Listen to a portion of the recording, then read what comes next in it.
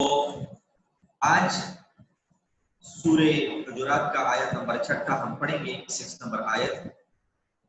बिस्मिल्लाहिर्रहमानिर्रहीम। या अय्युहल्लज़ीना आमनू इन जाअकुम फासिकुम बिनबइन फतबय्यनु अन तुसीबू कौमन बिजहालतिन फतुस्बिहू अला मा फअलतुम नादिमीन।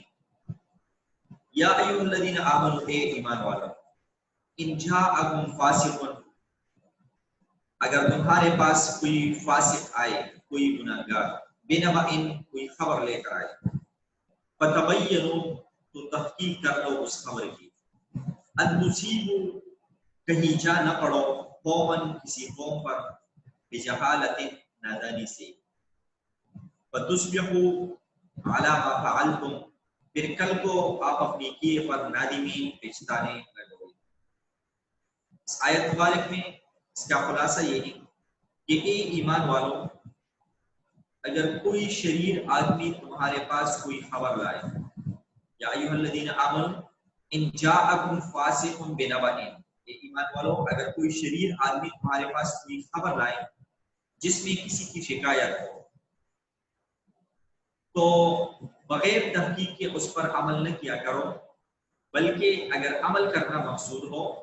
तो फतबय्यनु, खूब तहकीक कर लिया करो, फतबय्यनु, खूब तहकीक कर लिया करो, अन तुसीबू कौमन बिजहालतिन फतुस्बिहू अला मा फअलतुम नादिमीन, कि कभी किसी कौम को नादानी से कोई ज़र न पहुंचा दो, आप अपनी नादानी से, अपनी जहालत से उनको कोई ज़र न पहुंचा दो और फिर आप लोग अपनी की पर आपको पछताना पड़ेगा कि हमने क्या गलती की। इस आयत के शान नुज़ूल का वाक़या इब्न कसीर ने ये नकल किया है कि कबीला बनी मुस्तलक के रईस सरदार हारिस इब्न ज़र्रार, जिनकी साहिबजादी हजरत जवेरिया रज़ियल्लाहु तआला अन्हा बिन्त हारिस उम्महातुल मोमिनीन में से है, नबी करीम सल्लल्लाहु अलैहि वसल्लम की बीवी है हजरत जवेरिया रज़ियल्लाहु अन्हा। तो कबीला बनी मुस्तलक के जो रईस हैं हारिस बिन ज़र्रार, जो हजरत जवेरिया रज़ियल्लाहु अन्हा के वालिद साहब, वो फरमाती है कि मैं रसूलुल्लाह सल्लल्लाहु अलैहि वसल्लम की खिदमत में हाजिर हुआ तो आपने मुझे इस्लाम की दावत दी और ज़कात अदा करने का हुक्म दिया। मैंने इस्लाम कबूल किया और ज़कात अदा करने का इकरार किया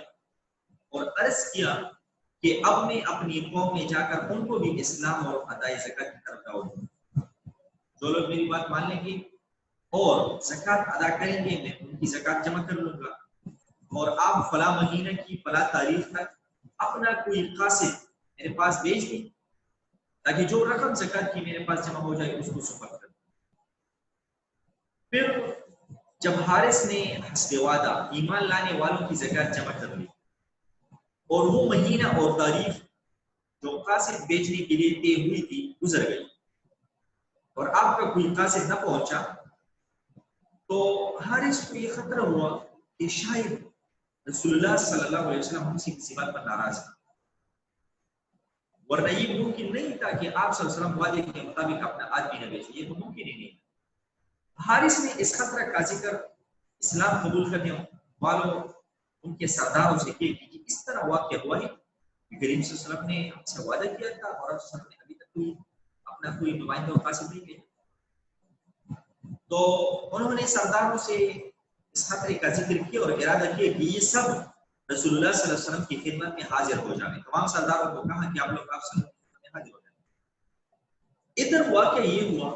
कि आन हज़रत सल्लल्लाहु अलैहि वसल्लम ने मुकर्रर तारीख पर वलीद बिन उक़बा रज़ियल्लाहु तआला अन्हु, एक सहाबी थे, उनको अपना कासिद बनाकर ज़कात वसूल करने के लिए भेज दिया था। मगर वलीद बिन उक़बा को रास्ता में ये ख्याल आया कि उस कबीला के लोगों से मेरी पुरानी दुश्मनी, कहीं ऐसा ना हो कि ये लोग मुझे कत्ल कर डालें। इस खौफ के सबब वो रास्ता ही से वापस हो गए और रसूलुल्लाह सल्लल्लाहु अलैहि वसल्लम से जाकर ये कहा कि उन लोगों ने ज़कात देने से इनकार कर दिया और मेरे कत्ल का इरादा किया। इस पर रसूलुल्लाह सल्लल्लाहु अलैहि वसल्लम को गुस्सा आया और हज़रत खालिद बिन वलीद की सरकर्दगी में एक दस्ता मुजाहिदीन का आप सल्लल्लाहु ने रवाना किया। इधर ये दस्ता मुजाहिदीन का रवाना हुआ, उधर से हारिस अपने साथियों के साथ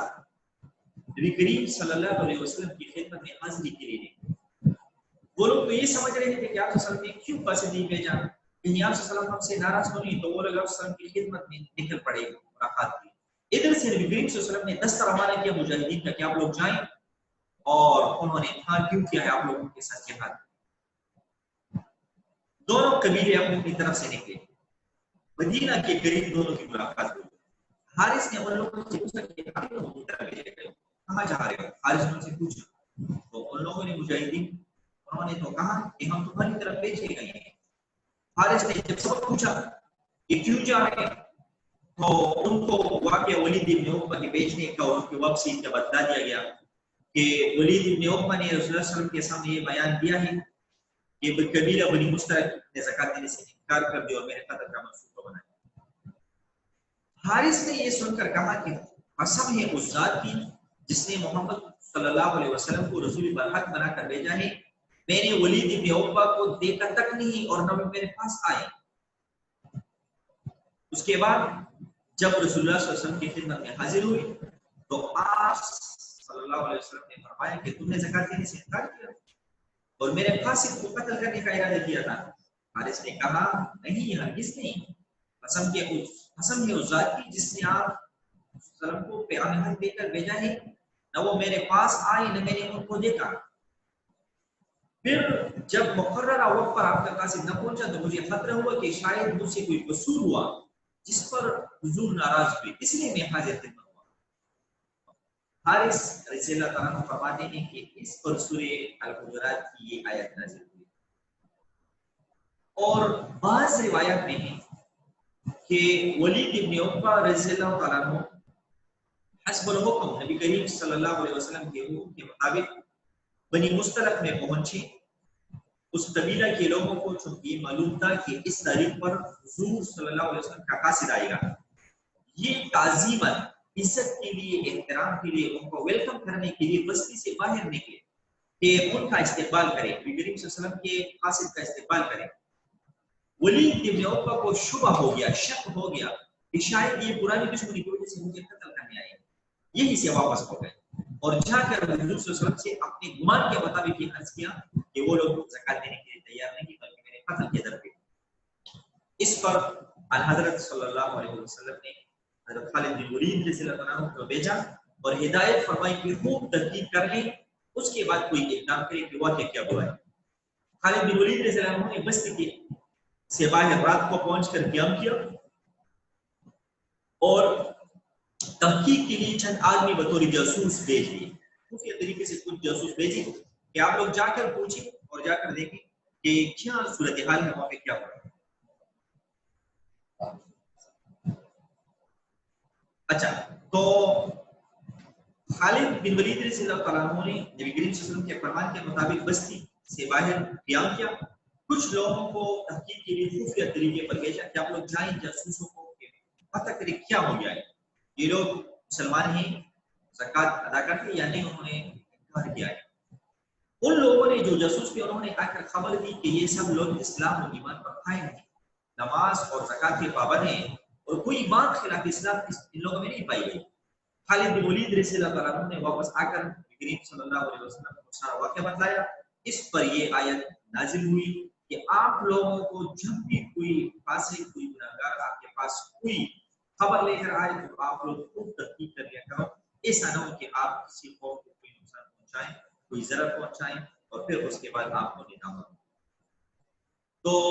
اس آیت سے یہ ثابت ہوا کہ کوئی شریر فاسق آدمی اگر کسی شخص یا قوم کی شکایت کرے، آج کل یہ بہت عام ہے، آپ کے پاس بندہ آتا ہے جی فلانے یہ کیا ہے، شکایت کرتے ہیں، بغیر تحقیق کے لوگ لگے رہتے ہیں، برا بلا نہیں کہتے ہیں، جھگڑے فساد جتنی بھی آج کل یہ حالات خراب ہو رہے ہیں، فسادیں پھیل رہی ہیں، اسی وجہ سے کہ لوگ تحقیق نہیں کرتے۔ اگر کوئی تحقیق کرے گا تو آگے سے کوئی بات ہی نہیں ہوگی۔ آج کل تو سوشل میڈیا کا زمانہ ہے، تو اس میں آپ لوگ خوب تحقیق کر لیا کریں، کنفرم کر لیا کریں، اس کے بعد کسی بات پہ آپ لوگ عمل کیا کریں۔ تو اگر کوئی آدمی کسی کی شکایت کرے یا کسی قوم کی شکایت کرے یا ان پر کوئی الزام لگائے، اس طرح کے آج کل آپ لوگ دیکھیے لوگ ایک دوسرے پہ الزامات لگاتے ہیں، تو اس کی خبر یا شہادت پر بغیر مکمل تحقیق کے عمل کرنا جائز نہیں ہے، جائز نہیں ہے کسی خبر پر، کسی شہادت پر، کسی کی شکایت پر آپ لوگ خوب تحقیق کریں گے اور تحقیق کے بعد آپ لوگ اس پر عمل کریں گے۔ یہ تو شان نزول میں نے آپ کو ذکر کیا۔ اب اس آیت سے متعلق جو احکام اور مسائل ہیں، تو اس آیت سے ثابت ہوا کہ کسی فاسق کی خبر کو قبول کرنا اور اس پر عمل کرنا اس وقت تک جائز نہیں جب تک آپ لوگ دوسرے سورسز سے اس کی تحقیق کریں، اس کو ویریفائی کریں اور وہ کنفرم ہو جائے، کیونکہ اس آیت میں ایک قرأت فَثَبِّتُوا کی ہے، فتبینوا، اور ایک قرأت یہ ہے فَثَبِّتُوا۔ فَثَبِّتُوا جس کا معنی یہ ہے کہ اس پر عمل کرنے اور اقدام میں جلدی نہیں کرو بلکہ ثابت قدم رہو جب تک دوسرے ذرائع سے اس کا صدق ثابت نہ ہو جائے۔ اگر کوئی آپ کو کوئی خبر پہنچائے، آپ لوگ تحقیق کریں، دوسرے سورسز سے بھی انفارمیشن حاصل کریں، اگر وہ بات ٹھیک ہے تو تب اس پر عمل کریں۔ اور جب فاسق کی خبر کو قبول کرنا جائز نہ ہوا تو شہادت کو قبول کرنا بدرجہ اولا ناجائز ہوگا، کیونکہ فاسق کی جو خبر ہوتی ہے اس کو آپ لوگ کیا کریں گے؟ فاسق کی خبر کو آپ لوگ قبول نہیں کریں گے، تو اسی طریقے سے آپ لوگ اس کی شہادت کو بھی قبول نہیں کریں گے۔ سمجھا رہی ہے؟ تو اس آیت مبارکہ میں ولید بن عقبہ کے متعلق نازل ہونا یہ صحیح روایت سے ثابت ہے کہ یہ ولید بن عقبہ رضی اللہ تعالیٰ عنہ کے متعلق کی آیت نازل ہوئی، اور اس آیت میں ان کو فاسق کہا گیا۔ اسے بظاہر یہ معلوم ہوتا ہے کہ صحابہ رضی اللہ عنہ میں کوئی فاسق بھی ہو سکتا ہے، اور یہ اس مسلمہ اور متفق علیہ ضابط اور قانون کے خلاف ہے۔ متفق قانون ہے ہمارا کہ الصحابۃ کلھم عدول، کریم صلی اللہ علیہ وسلم نے فرمایا ہے کہ الصحابۃ کلھم عدول، تمام صحابہ عادل ہیں، یعنی صحابہ کرام سب کے سب ٹھیکا ہیں، ان کی کسی خبر و شہادت پر کوئی گرفت نہیں کی جا سکتی۔ تو اس معاملہ میں حق بات وہی ہے جس کی طرف جمہور علماء گئے ہیں کہ صحابہ کرام معصوم نہیں۔ معصوم کا مطلب یہ ہے کہ معصوم نہیں کہ ان سے بالکل گناہ ہو ہی نہیں چاہیے، معصوم صرف انبیاء ہیں۔ انبیاء صرف ایسے ہستیاں ہیں کہ وہ معصوم ہیں، ان سے نہ قصداً گناہ ہوتے ہیں اور نہ بھولے سے، ان سے کسی بھی طریقے سے گناہ نہیں ہوتی، اللہ نے ان کو بچایا ہوتا ہے۔ البتہ صحابہ کرام معصوم نہیں، ان سے گناہ کبیرہ بھی سرزد ہو سکتا ہے جو ہو سکتے، اور اس گناہ کے وقت ان کے ساتھ وہی معاملہ کیا جائے گا جس کے وہ مستحق ہیں، یعنی شرعی سزا جاری کی جائے گی، اور اگر کذب ثابت ہوا، جھوٹ ثابت ہوا تو ان کی خبر اور شہادت کو رد کر دی جائے گی۔ لیکن عقیدہ اہل سنت والجماعت کا نصوص قرآن و سنت کی بنا پر یہ ہے کہ صحابی سے گناہ تو ہو سکتا ہے، مگر کوئی صحابی ایسا نہیں جو گناہ سے توبہ کر کے پاک نہ ہو گیا ہو۔ صحابی سے گناہ ہو سکتے ہیں، ہمارا عقیدہ ہے، لیکن ایسا کوئی صحابی نہیں ہے جو گناہ سے توبہ کر کے پاک نہ ہو گیا ہو۔ اگر ان سے گناہ ہو بھی گیا ہے تو انہوں نے توبہ کر کے گناہ اللہ نے معاف کیا۔ قرآن کریم نے علی الاطلاق ان کے بارے میں اللہ تعالیٰ کی رضا کا فیصلہ صادر فرمایا۔ قرآن میں اللہ نے فیصلہ کیا ہے رضی اللہ عنہم ورضوا عنہ، یہ اللہ سے راضی ہیں اور اللہ ان سے راضی، اور رضا الہی گناہوں کی معافی کے بغیر نہیں ہوتی۔ اگر اللہ ان سے راضی ہے تو یہ اس بات پر دلیل ہے کہ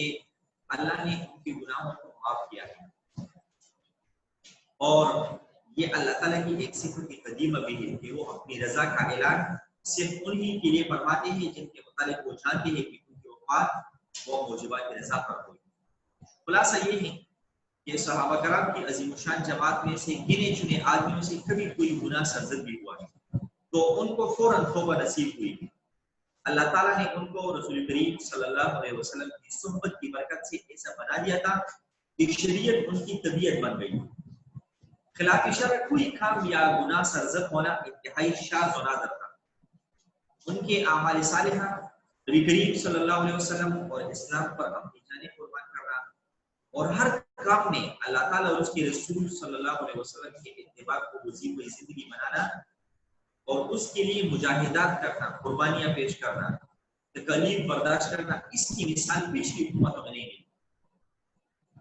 دوسرے، اللہ تعالیٰ اور اس کے رسول صلی اللہ علیہ وسلم کی محبت، عظمت اور ادنا سے گناہ کے وقت ان کا خوف، خشیت اور خوف اور خشیت کے بعد ان کا فوراً توبہ کرنا، بلکہ اپنے آپ کو خود سزا کے لیے پیش کر دینا، کہیں اپنے آپ کو مسجد کی سکون سے باندھ دینا. یہ تمام روایات حدیث میں ثابت ہیں کہ اگر ان سے گناہ ہو بھی گیا ہے تو فوراً انہوں نے توبہ کیا ہے، اپنے آپ کو انہوں نے سزا کے لیے پیش کیا ہے. ایک صحابی کے بارے میں آتا ہے کہ ان سے کوئی گناہ ہو گئی، کوئی بھول چوک ہو گئی، تو انہوں نے خود کو مسجد نبی کے سکون سے باندھ دیا کہ جب تک نبی کریم صلی اللہ علیہ وسلم مجھے نہیں کھولیں گے میں خود نہیں کھولوں گا. ان کے بارے میں پھر آیت نازل ہوئی. اور تیسری بات یہ ہے کہ حسب ارشاد قرآن اعمال صالحہ اور حسنات نیک اعمال خود بھی گناہوں کا کفارہ ہو جاتے ہیں. اللہ رب العزت قرآن عظیم الشان میں فرماتے ہیں ان الحسنات یذهبن السیئات، یہ نیکیاں بد اعمال کو کھا جاتی ہے، ختم کرتی ہے. تو آیت مذکورہ میں تو قطعاً یہ ضروری نہیں ہے کہ ولید ابن عقبہ کو فاسق کہا گیا ہو. سبب نزول خاون کا معاملہ ہی صحیح، مگر لفظ فاسق ان کے لیے استعمال کیا گیا یہ ضروری ہے. وجہ یہ ہے کہ اس واقعہ سے پہلے تو ولید ابن عقبہ سے کوئی ایسا کام نہ ہوا تھا جس کے سبب ان کو فاسق کہا جائے، اور اس واقعہ میں بھی جو انہوں نے بنی مستلق کے لوگوں کی طرف ایک بات غلط منسوخ کی وہ بھی اپنے خیال کے مطابق صحیح سمجھ کر کی، اگرچہ واقعے میں غلط تھی. اس لیے آیت مذکورہ کا مطلب بے تکلف وہ بن سکتا ہے کہ آپ کو بتا دیا. اور مزید تاکید اس آیت کے نزول کی مزید تاکید اس طرح ہو گئی کہ ولید ابن عقبہ اگرچہ فاسق نہ تھے مگر ان کی خبر قرائن نبویت کے اعتبار سے ناقابل قبول نظر آئی. تو نبی کریم صلی اللہ علیہ وسلم نے تحقیق کے لیے خالد بن ولید کو بھیجا اور ان کو نبی کریم صلی اللہ علیہ وسلم نے فرمایا کہ آپ تحقیق کریں. خالد بن ولید کو ڈائریکٹ ان پر حملے کا حکم نہیں دیا کہ آپ جا کر ان کو جہاد کی دعوت دے، ان کو جہاد کے ساتھ جہاد کریں یا ان پر حملہ کریں. آپ صلی اللہ علیہ وسلم نے ان کو حکم دیا خالد بن ولید رضی اللہ عنہ کہ آپ جائیں تحقیق کریں، اگر واقعی ان لوگوں نے انکار کیا ہے اسلام سے پھر گئے تو ان کو اسلام کی دعوت دیں، قبول کریں تو ان کے ساتھ جہاد کریں، اور اگر